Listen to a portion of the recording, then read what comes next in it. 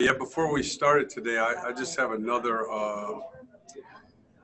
note from the Brian Stevenson Racial Injustice Calendar.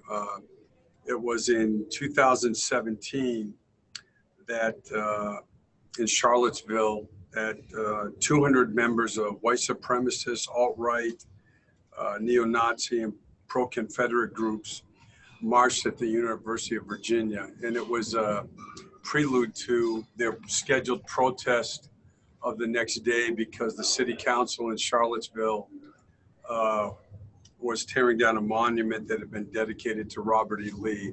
And I'm sure many of you remember that the next day there were anti-protesters, counter-protesters, which included members of Black Lives Matter, some civil rights leaders, which was,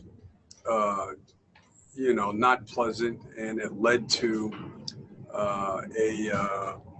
the city of Charlottesville, shutting down, and also one of the members of the white supremacists driving into a group of the counter-protesters where 18 people were injured and one lady was killed.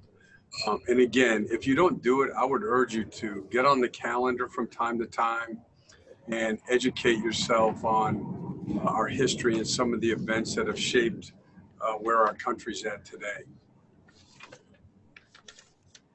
Thanks, Cliff. Okay, if everybody's ready for questions for Coach Clifford pregame, if you could raise your hands in the Zoom, we'll call on you.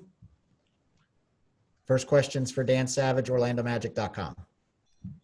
Cliff, obviously you guys are down a lot of scoring today. I know ball movement's always essential for you guys, but how much more imperative is it tonight with the guys you have out? Yeah, I mean, we're gonna dress 10 and we're gonna play 10. Some guys played big minutes the other night, and we want to win the game, but also we want to use this as a day to get ready. The focal point of our walkthrough this morning was actually to start to prepare for Milwaukee, and there's similarities. I mean, a lot of the things that we'll have to do tonight, we're going to have to get back on defense. Our three-point defense is going to have to be good. And then, again, the ball movement part, the ball movement inside out, which is so critical for any team in our league. So, we want to have a productive day. That's what today is for. Go ahead, Dan. Cliff, as you're preparing for Milwaukee, it becomes so critical with them when Giannis is going down, he can just collapse a defense and kick it out and spread it among their three-point shooting. How do you go about defending that? And, how important is proper defensive rotation when you're dealing with something like that? Oh yeah, no question. I mean, nobody can guard him one-on-one. And they do it in a lot of different ways. I mean, he's going to be bringing up the ball in the floor in transition where he needs very little room.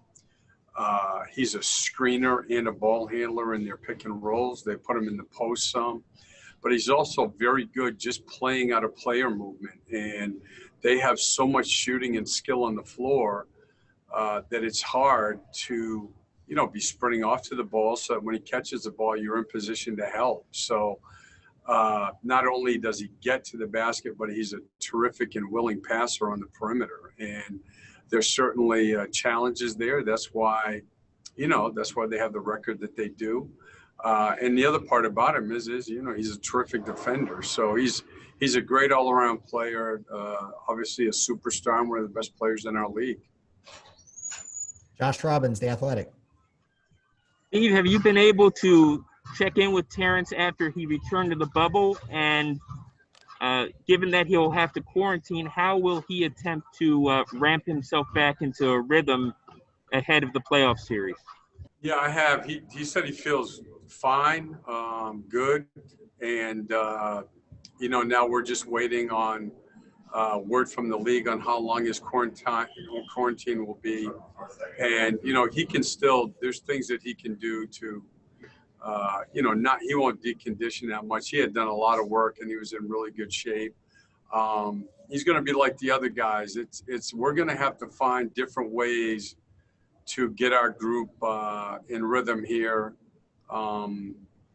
It's not ideal, but it's doable. So, you know, we'll be as organized as we can be. Josh Cohen, OrlandoMagic.com. Hey, Cliff, do you feel your team is playing at the pace that you want them to play at? And against a team like Milwaukee, what type of pace is most effective against them?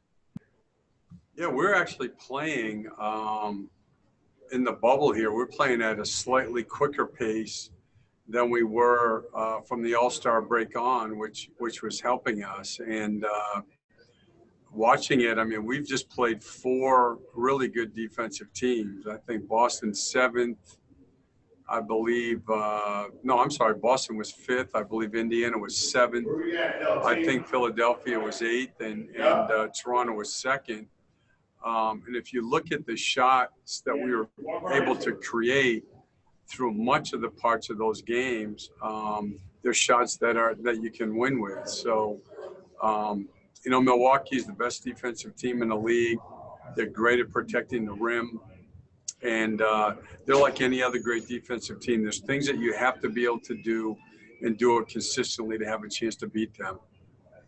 Go ahead, Dan Savage.